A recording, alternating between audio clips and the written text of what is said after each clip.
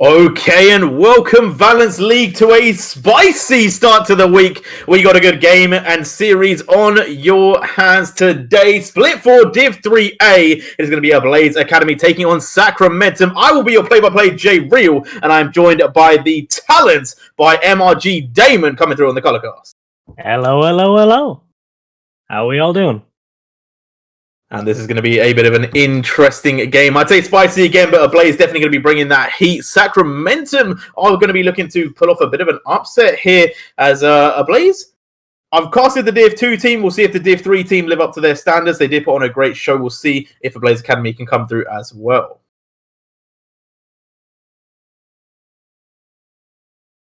And with that being said, we should hopefully be getting into the pick and bans very shortly. And I hope you guys are having a good week. Hope you guys are having a good day. As me and Damon there, we're pretty excited to take on this game.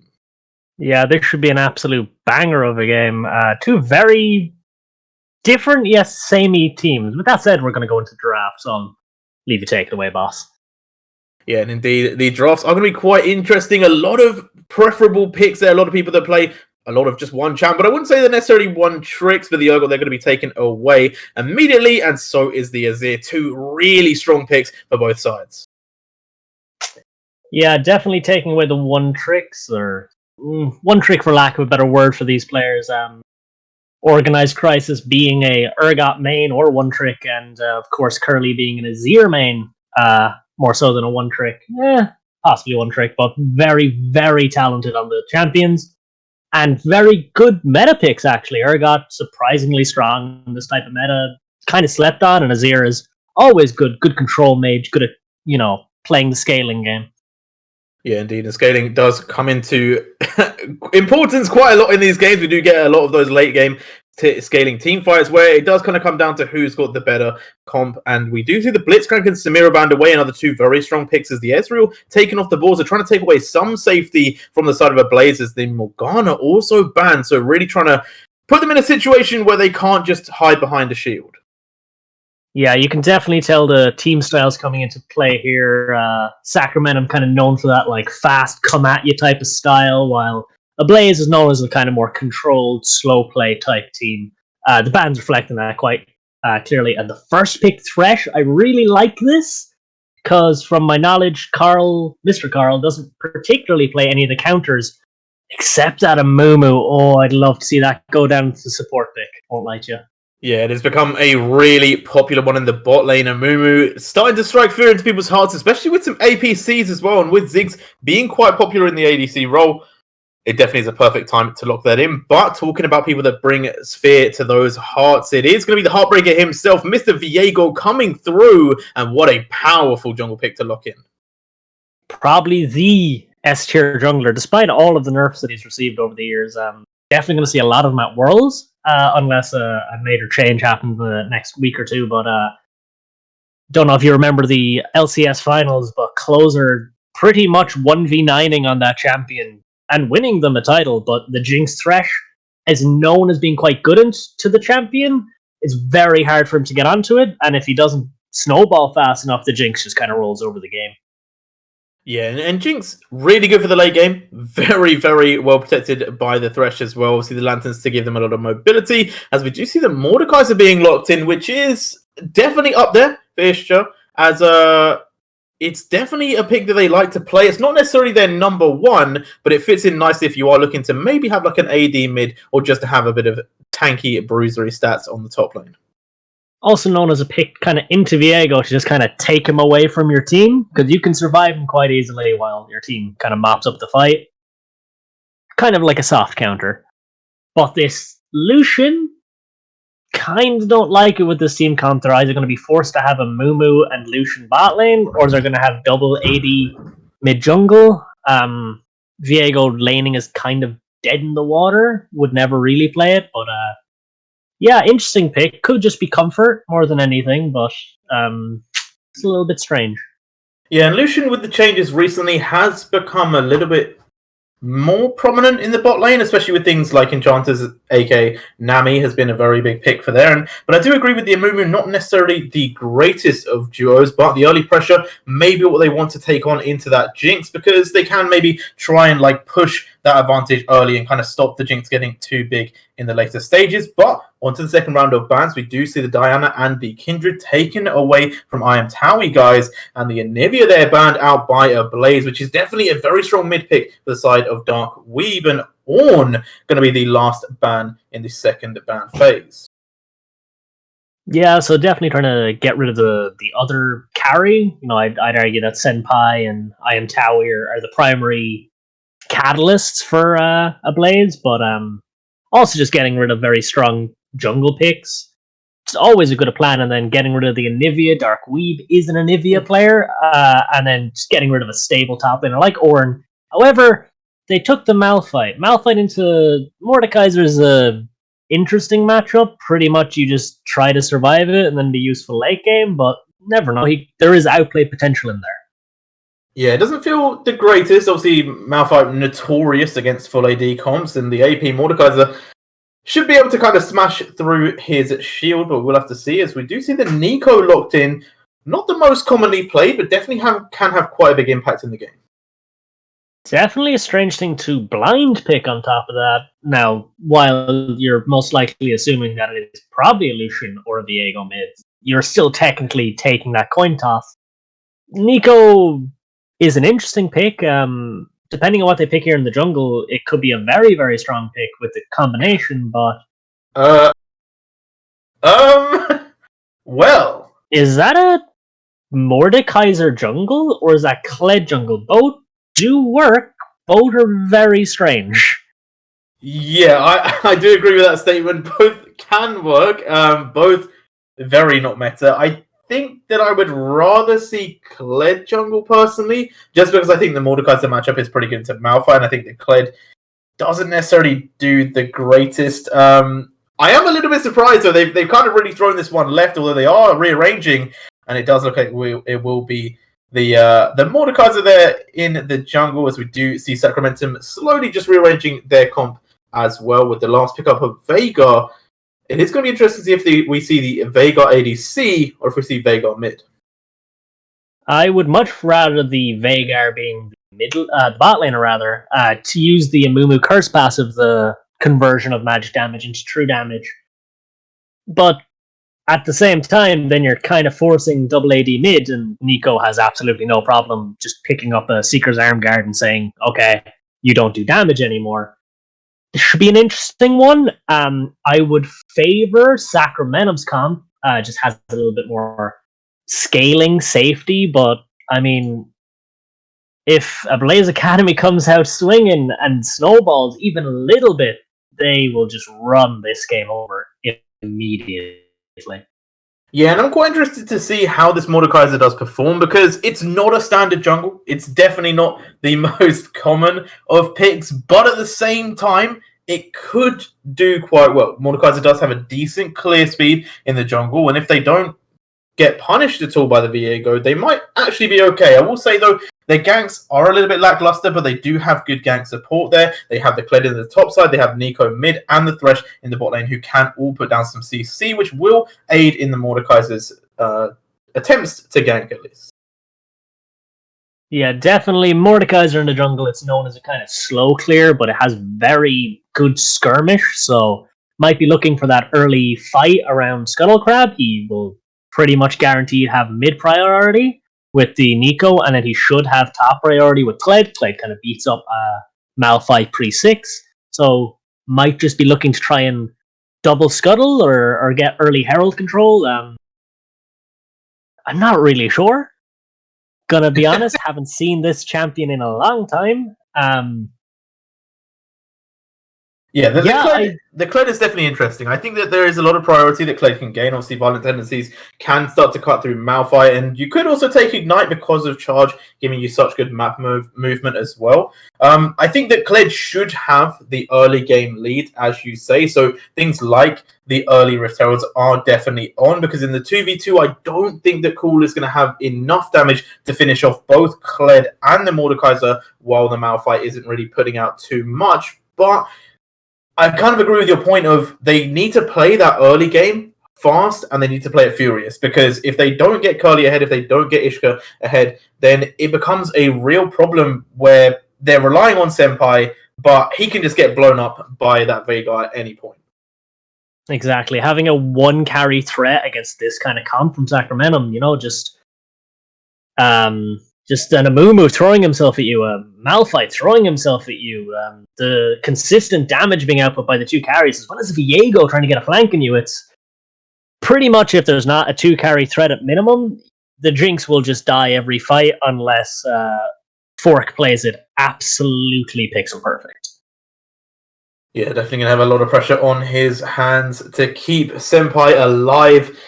A lot of dive threats there. The Amumu, the Viego, the Malphite, they're all going to be heat-seeking for Senpai in those later stages. And I don't know if they're going to have enough people to keep them alive. It's going to really rely on them being very far ahead to keep themselves in this game.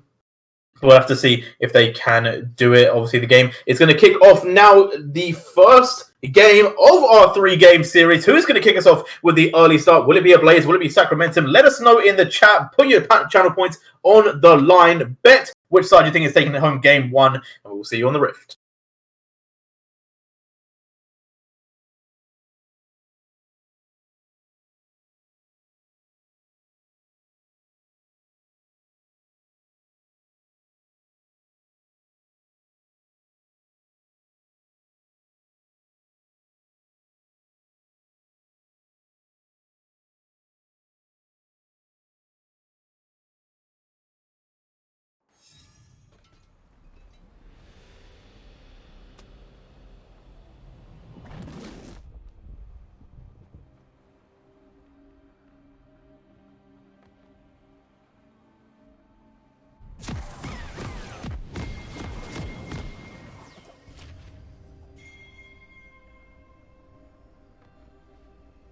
Yep.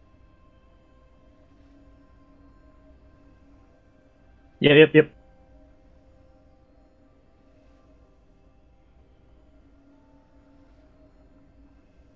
Okay, so we are back into this game. Let's see what happens. I wonder if there's going to be any cheeky level 1s that we have to be wary of. I think if you are the side of Sacramentum, maybe not going to be looking for it. Obviously, the Amumu can land a lot of CC, so there is that potential. But I think Ablaze is really the team that kind of wants to get it kicked off early. Exactly. Doing very interesting play here in the mid lane. Stacking most of their players behind the Nico, trying to sneak in. Oh, I love this. Unfortunately, I think they got spotted out, but the Flasher Flash definitely advanced there to Ablaze Academy. Fork's Flash, not as important as this Veigar's Flash. With the Ghost on the Mordekaiser, probably be able to run him down at maybe level 2 or 3 if the Nico can hit the CC setup. Indeed, and not having that flash early game, Veigar already looking to scale, not going to be looking to really put pressure down, so is now going to be very much on the back foot, and Dark Weeb going to have his skates on, because he needs to be able to duck dive, dip, and dodge, otherwise he is going to be in a lot of trouble. Yeah, definitely. Going for this counter invade, or preemptive invade from Sacramentum here, the Amumu and the Lucian can output a lot of damage at level 1, and kind of hoping Ablaze disrespect them by walking through the Tri-Brush after doing the leash. Indeed, and we will see if they do decide to do that. It does look like Senpai and Fork are going to walk straight into their trap. Will Mordekaiser be able to come down and assist him? That is the question, though. But in comes the damage. Mr. Carl there able to get a bit onto Fork, and the Ignite going down. A lot of damage is going to fall. Lucian picking up the first blood as Senpai now turning it around. They've got I Am Towie guy, but he is half health and might be in a bit of trouble himself. Josh G putting down the damage. Will they be able to find enough? It is going to be the second kill. Now Senpai trying to bring something back for the team. Will fall as well, and it's the triple over to the bot lane of Josh G and Mr. Carl. Too easy. honestly, never, and this is just advice for all you kids out there, do not disrespect the enemy champions if they have CC and early game pressure. Show the respect to the damage that they can output at that level 1. Do not walk through that brush unless you have it preemptively warded. Indeed, and now 2-0 Lucian is absolutely huge. We talked about the late game of that Jinx. Well, that has just been pushed way back unless they can make something happen in this lane. Yeah, the Lucian definitely going to be able to just hard pressure that recall he just got, the double longsword and the dagger. Going to be able to just absolutely control this lane however he wants. Yeah, a big mistake from Ablaze's Academy. Ablaze Academy's a bot lane, but they still have that Jinx Thresh scaling. Probably just going to have to abandon the lane and kind of pray the Lucian doesn't steamroll it too fast or too hard. And Aisha, they're in the top lane, not having the best time, although we do have a slight pause here. Someone did DC, I believe it was the Mordekaiser, and hopefully they can join the game very soon. And looking at the clear speed as well, just to point out, Viego already finished 5 camps. Mordekaiser only done 2. That kill definitely really slowing down the clear, putting him very far behind, and he is not going to be able to catch up with that Viego anytime soon. Yeah, definitely the Viego getting off to a good start, especially considering the Mordekaiser doesn't even have his red buff to work with, handing that over during the death there in the bot lane, level 2. Yeah, he's going to be struggling this game, but hopefully he knows more about this pick than I do. Gonna say I'm not an expert on Mordekaiser jungle. Yeah, I don't think too many people are. I think it is definitely a very strange pick, but it can work. I have seen it work before, and I think it's not the worst, but there's definitely other junglers you can lean on. Definitely. If you're looking for something of this kind, Diana works the same. Though Diana was banned in this game. Yeah, it's a strange pick, but, you know, if it's something you can work with, always go for it. I always believe that having a unique pick gives you an advantage, provided it makes sense. A bit of a scrap there in the river there. It is going to lead to Mordekaiser actually getting the crab, though, so Viego being forced away, Kled being able to roam early as well. So the solo lanes of the side of Ablaze were able to get the prio and were able to help out their jungler, but he's still quite far behind. Still 2 camps behind ACS, and I don't really see how he's going to catch up to Viego, and that does kind of scream to me that Viego's going to always be ahead. He's always going to be able to have that 1v1 potential, and Mordekaiser is just going to have to really try and look for those ganks where Viego is not on the map. Exactly. He's probably just going to have to try to... Okay.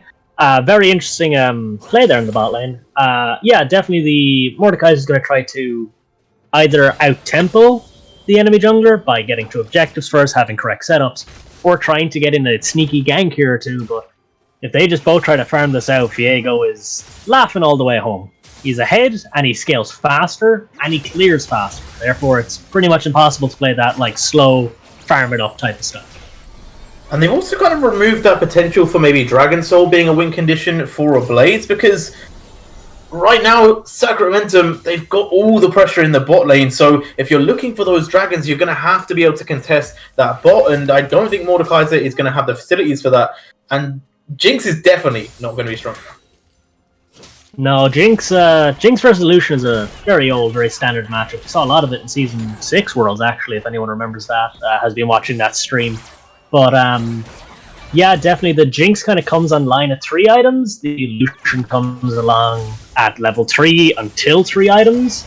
So for the next 25 minutes, Lucian pretty much gets to dictate what happens in this matchup. The differential part would be the Amumu Q to the Thresh E, but that involves Fork having very crisp timing, because the recent Amumu change with the double Q, you know, you have to E one of them as the Thresh, and then you also have to hook the other one to keep your Jinx safe. All while in the meantime, you know, Lucian's going to be throwing spells at you, auto-weaving. Possibly you're also going to have to deal with Viego. It's a very rough situation to be in as the bot lane for Ablaze.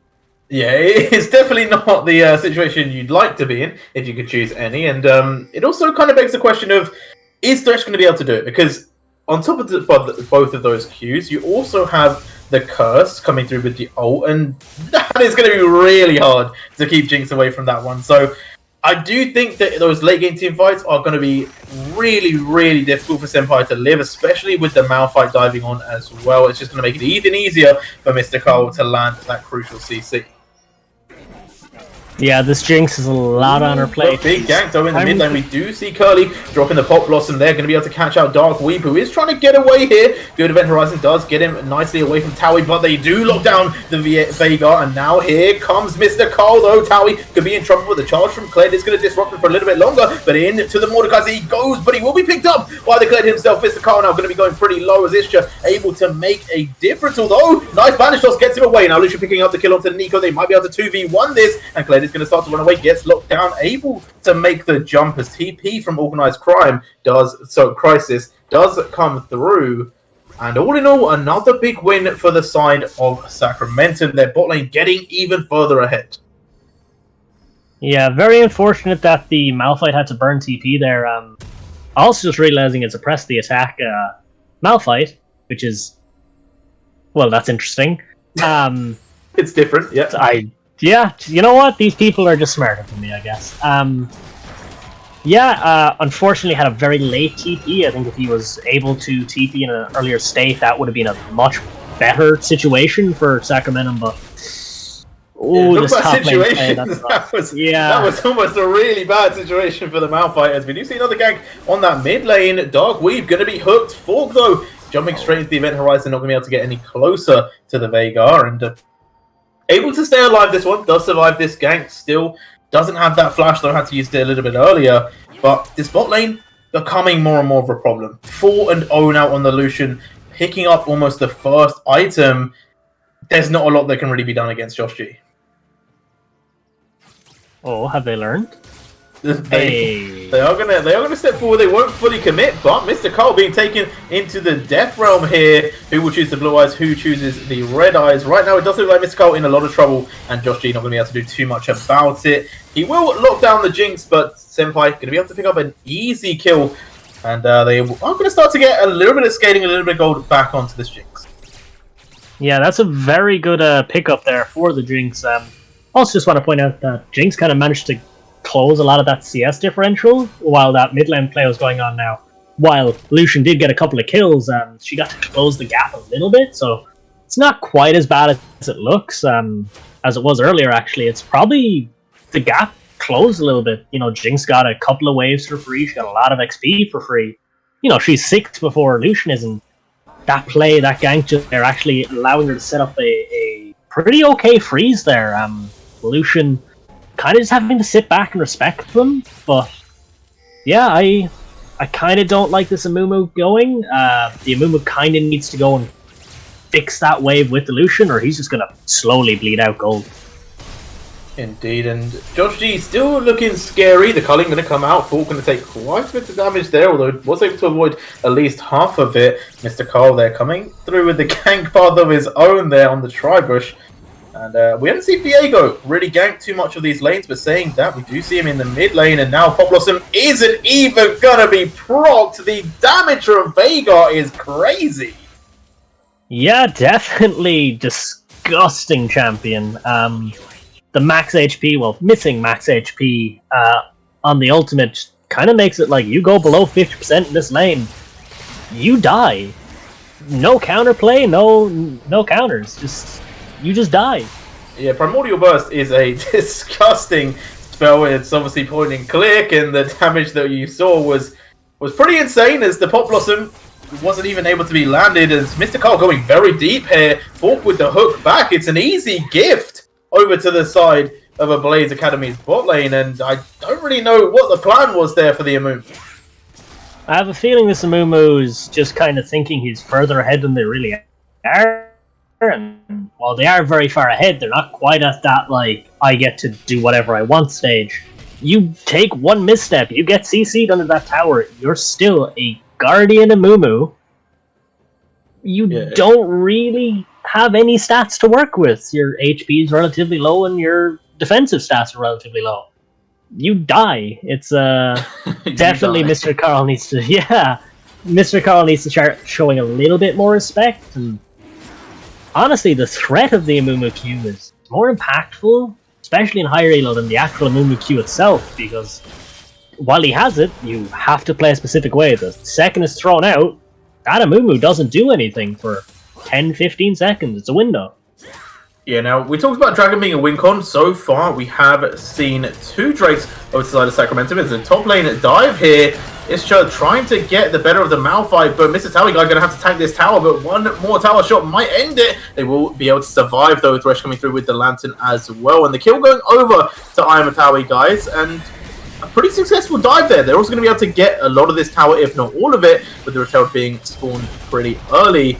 And able to put the Malphite behind. Now on the bot lane though, Senpai going to be locked down. Here comes the TP from the Nico, but it will be a little bit late. Viego, they're able just to snag up that kill. And 5 kills now over to the Lucian, picking up the Jinx. So going to be opening that gap a little bit more. Yeah, very good counterplay there from Sacramentum's bot side. Seeing the play in the top side, noting that they have to get something out of this, otherwise Ablaze is just getting a full turret for free, so doing the dive, getting the kill, very good reactive play. The Herald was dropped a little bit early. The kind of ideal thing is 2.5 plates left and they'll insta-kill it with true damage. Also, Kled could have probably backed off a little bit earlier. Tower would have died in the next wave and he could be in a better spate on the map at a better time. But, you know, that's just a little bit of min-max thing, and I just noticed this control ward from Sacramentum down by the red buff there. Very good ward if you can ever sneak it in. People don't really check it, and people walk past it constantly. Very good ward, gives you lots and lots of information. Yeah, and we did see Darkweave there having to flush away from the Pop Blossom of Curly, so he's going to lose that once again. I feel like the Veigar really hasn't had flush at all this game, as stepping a little bit far forward into cool Snigel's jungle here. Now could be caught out as Viego is going to be going aggressive, but Curly also reacting. Veigar stepping up, but here is Ishchar from the bot side of the map. And cool Snigel not doing too well in this 1v1. Is able to jump away though over the wall and get out of the range, but Organized Crisis. Oh, the hit from the side picks up the kill onto the Viego. Jinx also locking down the Veigar, so taking a double kill for themselves. And the momentum very much was against them, but now they're turning it around. Although saying that, Josh G going to be going aggressive here. Big knock up from the Malphite. That's a double kill over to the Lucian. They might be looking for more. Towie guys now in trouble. The Gale Force and the damage is going to be raining in. Josh G picking up kills. And they do turn that fight around. It looks like Ablaze were going to get a pretty clean trade and get away, but Josh G makes them pay. So a bit of a turnaround there. They managed to pick up the kills. They're going to be able to get some pressure onto this mid-tier 1. And I will say, even though it's maybe felt a little bit like a Blaze Academy have come back in the most recent minutes, it's still very much in the hands of Sacramento. Yeah, definitely. Blaze misplayed that fight quite badly, actually. I don't know if you noticed, but they had split focus. They could have killed the Viego way earlier and just taken the free pick, and instead, you know, they ended up having to have a situation where they had a Jinx Miracle Rocket get a double kill. It's just coming out of nowhere right now. Going to pick up a huge shutdown on the Lucian, and that's a lot of gold. 1,000 gold over to the Kled. Maybe would have liked it on the Jinx a little bit more, but killing off the Lucian nonetheless is always going to be pretty good. 1 minute until the next Drake, and this is the one where there's a lot at stake. They need to be able to take this one because 3 Drakes over to the side of Sacramentum will be huge, although saying that, Falk is caught out here, going to be snapped up by the Viego. The damage just a little bit too high as Darkweave able to take that kill for himself. They're going to be able to put themselves 1 away from Salt if they secure this next one, and that is not a position you want to be in if you are a Blazed Academy. Yeah, Fork trying to do the correct thing there, getting some preemptive vision, but had no team to back him up. You always kind of want maybe your jungler or top laner sitting in that fog of war immediately behind you. In case you do get caught out like that, they can back you up. But, you know, he had the right intention. Unfortunately, a little bit of a misexecution. And that actually quite impactful, giving complete river control to Sacramentum here for the next minute, maybe. You know, it's kind of very difficult for Thresh to walk up because it's completely dark. Indeed, and they do have a pretty nice control ward on the dragon itself, but they're starting to set up for this next play. Organized Crisis hasn't come down just yet, but does still have TP. But right now, they're able to start to get themselves in a good position around this jungle. Josh G, though, going to drop the culling on to I'm Towie, guys, and half health already onto the Mordekaiser. Not a position you want to be in just before this fight starts. As Cool Nigel there, going to drop the Hello Path. We're not going to be able to go through the Chompers, so we'll have to wait a little bit of time. The Crisis is now here. The engage is ready, but around the back, we do see Isha looking for the flank. Definitely going to be an interesting type of fight here. Iska with that massive flank right now as a Kled, but very difficult fight to play. Yeah, pretty much. Yeah, right now we do see the fight going in, though. Here goes Kled, going to be jumping straight onto the back line. Cool Nigel able to stay alive as in the front. We do see Mr. Cole and Organized Crisis going aggressive, but Diego taken down by the Nico already, but we still see Lucian alive. Picks up one. Is he going to be able to get away and get two? There goes down the Malphite, and Jinx cleaning up the Lucian. It goes so well for Ablaze there. They were just able to separate the whole team of Sacramentum, and they just pieced them apart, pick up the dragon to stop the soul. And definitely a big victory for them. Yeah, pretty much. I don't know if you... I'm quite a nerd about this type of stuff, but Ablaze's wave in mid lane was also in an advantage position. They played that very well. Made sure they had the mid push. Put their very strong carry, their good diver on the back, behind Sacramentum. And Sacramentum just kind of had to play to their terms, which is exactly what you want as Ablaze. Sacramentum definitely needs to just kind of say, okay, we made a mistake, let's take a reset, let's go at it again. They are in a better spot, actually. They have items on the key people. Fortunately, that Malphite being quite far behind and not really useful without his item. But yeah, definitely, this Jinx got back in the game real quick. This feels bad as the Lucian and the Amumu. You had control the entire game, you won your lane really hard, and just a few small errors here and there, and this Jinx is right back in it, and possibly even in a better spot.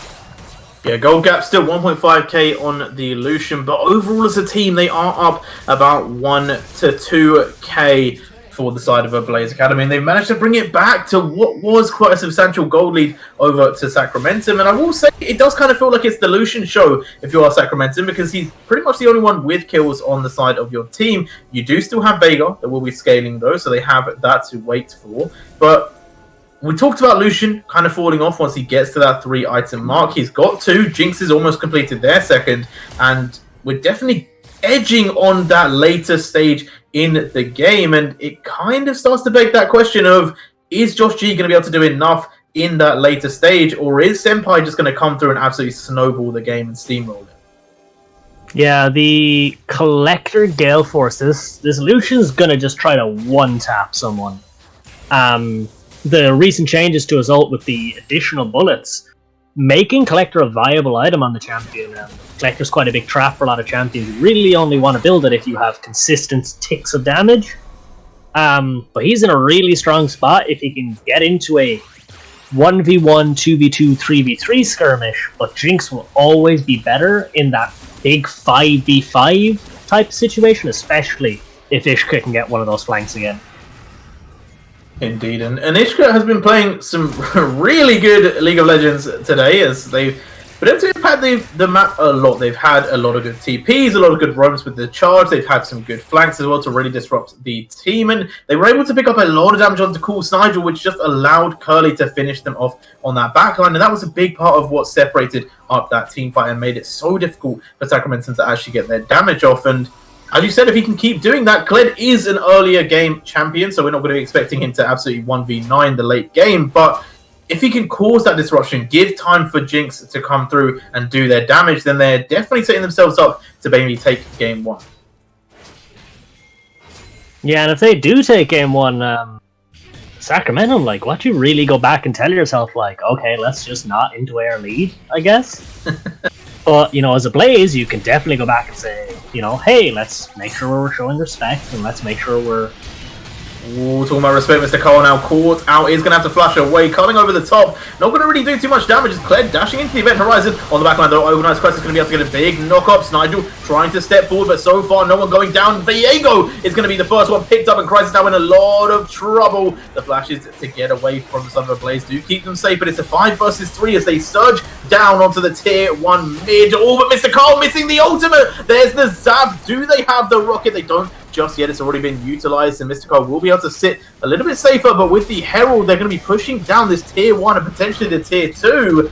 And right now, it feels like Ablaze just opening up the map, and there's nothing the enemy team can do to that. Although saying that, Josh G going to find the kill onto 4, but almost for his own life, as we do see the charge coming through. Mr. Cole super low. Here comes the pop blossom to pick up the double. Josh G will just be out of range, but the towers are getting absolutely smashed to pieces. They're going to crash once more onto the inhib tower, but so far a huge mid push, and now they're going to be starting to set up for Dragon. Yeah, definitely a massive mistake. 2 mistakes actually there from Mr. Carl. The initial engage where he got chunked to half HP, and I'm pretty sure he had ult in that situation. He probably should have just pressed it and said, okay, I made a mistake, let's try to make the most of this. And then missing the ult on the turnaround again.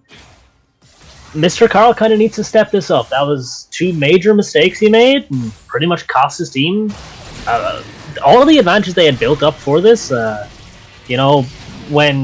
Amumu was kind of burnt everything, and no Malphite can't jump in either. You saw it in that fight, Jinx just walked up and auto-attacked people for free. Oh, of course, Nigel does manage to get away from the Thorn Bars, but is going to be caught out by the Thresh. However, wasn't going to take it. Will be able to walk away. And what looked like such a good game for Sacramentum in the earlier stages have really turned around. So Blaze Academy now in full control of the map, and that Baron looking pretty juicy after those 2 Drakes have been picked up. Yeah, definitely. If I was Sacramentum's coach right now, I'd kind of just be saying, okay, we threw away our lead, but we're still in a good spot. Let's just pick up some wave. Let's get this Viego and this Vigar into a situation where they can 1v9 carry, and you use the power of this Lucian to kind of bridge you to that point. They didn't win particularly early game, but they have that scaling. A Mumu late game with the Viego and the Vigar doing primary damage.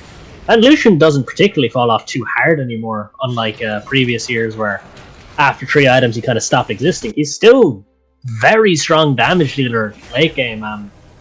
Yeah, definitely they need to take a break, they need to take a breather, and they need to make sure they're not getting picked off. They're not showing a lot of respect, speaking of getting picked off. Yeah, talking about picked off Dogweed there. Gonna just about survive, but here comes Fork looking for the hook. Will he find it? He gets the play onto Josh G. The Gale Force dash was used. The flash going to be used as well. And all of that just to get away from one Thresh, but it looks like they might be looking to turn this around. This, but maybe a little bit early. The rest of the team weren't there into the death run. He will go, and I don't think he wins that 1v1 against Maud, but Mr. Cole trying to set up, trying to get into that back line. I am Towie, guys, going to be locked down the minute he gets out of that death realm, and Snigel going to be able to take the Mordekaiser. The fight, this time, going over to Sacramentum, but so low health bars. I think if it wasn't their jungler that had fallen, they might have gone for Baron. Agreed. Definitely a little bit of a desynchronized engage there. The Malphite ults in. The Amumu tries to get in, but kind of can't. That's kind of what you do want at Sacramentum, though. The Amumu or the Malphite to start it off, the other one to follow it up, all while your 3 massive damage dealers just kind of dump themselves onto people. A little bit of a misplay, but it ended up working out for them. They chose the correct target, and now they're just gone onto this Baron in a very interesting spot. Yeah, and maybe a little bit risky. Mr. Cole, they're going to drop the ultimate, but it may not be enough. Good hook there onto Course Nigel, who is going pretty low. Senpai, one more auto will finish him off. Now Crisis trying to lock down the Jinx, but going to be hooked away. Not going to be able to get close enough. As Isha chasing down Mr. Cole, should be able to pick this up with relative ease, and does lock it down as Dark Weeb now joins the fight, but not going to be able to get any meaningful damage off just yet. And going to walk straight into the Kled, who is going to have a field day. Double kill over to Isha, and they are going to be looking for this Baron. It should be uncontested, and that is going to be one of the nails into that coffin, and I can't imagine there being too many more. Yeah, I think they have 1 or 2 more fights to go badly, and after that point, you just kind of have a Jinx that's just going to 1v9 the game, because your I'm going to try that word again. Your Viego and your Veigar are not going to scale fast enough. If they don't get a good win in this next fight and get this dragon, I think Sacramento has just lost it.